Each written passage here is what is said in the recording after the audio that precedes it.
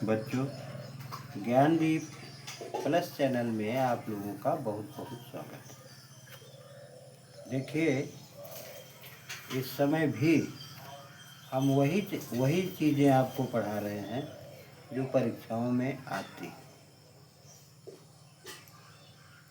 देखिए, जाते जाते अगर पथ में क्लांता कोई दिखावे, तो जाके सन्निकट उसकी क्लांतियों को मिटाना, धीरे धीरे परस करके घात उत्ताप खोना,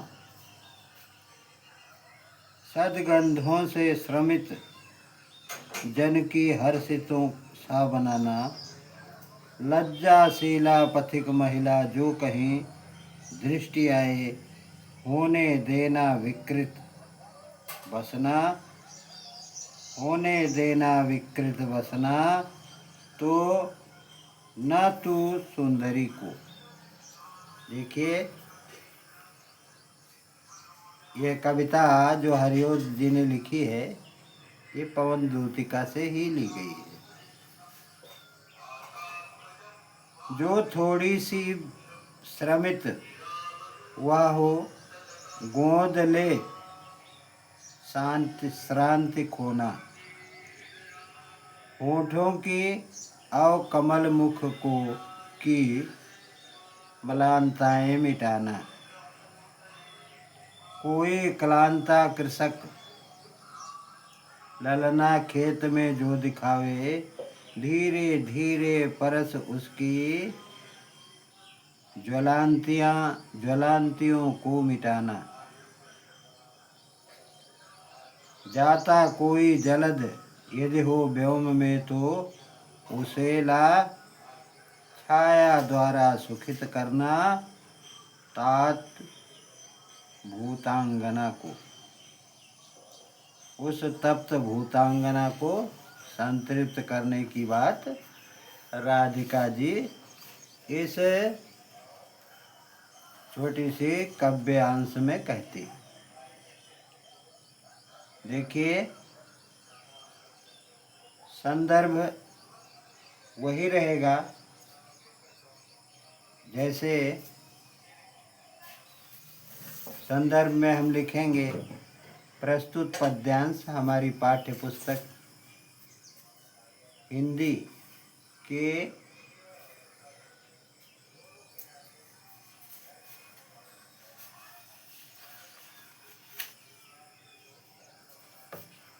से लिया गया है, हमारी पाठ्य पुस्तक के पवन दूतिका नामक पाठ से लिया गया है या उद्धृत किया गया है। और इस पद्यांश के रचयिता कौन है? अयोध्या सिंह उपाध्याय हरिओद। हम रचयिता क्यों लिखते हैं, लेखक क्यों नहीं लिखते? गद्यांश लिखने वाले को लेखक कहा जाता है और पद्यांश लिखने वाले को वो रचयिता कहा जाता है। प्रस्तुत पद्यांश में राधा मथुरा जाने वाली पवन दूत को मार्ग में मिलने वाले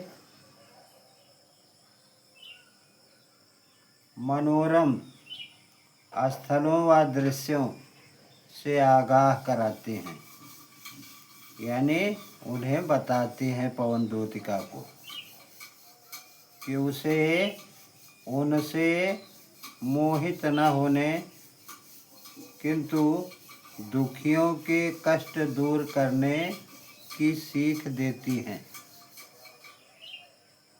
अब हम व्याख्या देखते हैं, व्याख्या अथवा भावार्थ। राधा पवन दूतिका से आगे कहते हैं कि मार्ग में तुम्हें कोई थका हारा व्यक्ति मिल जाए तो तुम उसके पास चले जाना। फिर धीरे धीरे उसके शरीर का स्पर्श कर उसके दुख संताप को मिटा देना। साथ ही उसके चारों ओर अपनी सुगंध बिखेर कर उस थके व्यक्ति को प्रफुल्लित कर देना। कृष्ण की विरह अग्नि में जलती हुई राधा पवन दूतिका को समझाती हुई पुनः कहती हैं कि हे पवन, यदि तुम्हें मार्ग में कोई लाजवंती स्त्री दिखाई दे तो तुम उसके वस्त्रों को मत उड़ाना। यदि वह थोड़ी सी थकी हुई लगे तो उसे अपनी गोद में लेकर उसकी थकान को मिटा देना और साथ ही उसके होठों और कमल के समान दिखने वाले उसके मुख की मलिनता को हर लेना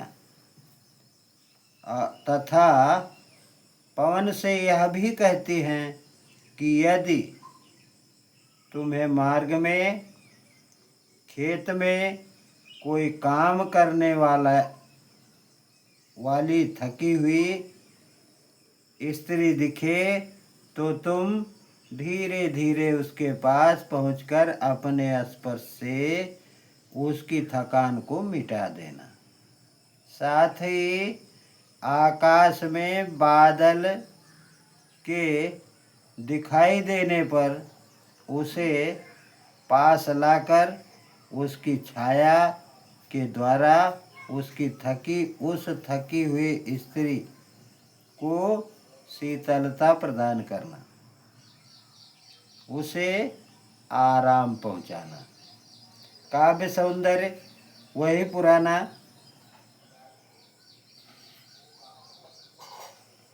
भाव पक्ष में देखिए, इस पद्यांश में विरहिणी गाथा को पर पीड़ा से व्यथित दिखाया है।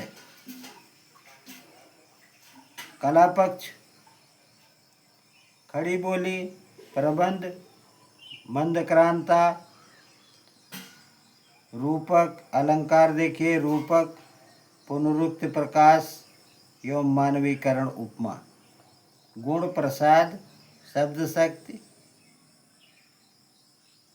अभ्या और रस वियोग, वियोग श्रृंगार रस है। इसमें देखिए, कोई क्लांतियों को मिटाना रेखांकित किया गया है। उत्तर देखिए, तत्सम शब्दावली युक्त खड़ी बोली का प्रयोग किया गया है। प्रबंध शैली में नायिका की वियोगावस्था का वर्णन किया गया है। वियोग श्रृंगार रस इसलिए यहाँ है। ये छंद मंद क्रांता है और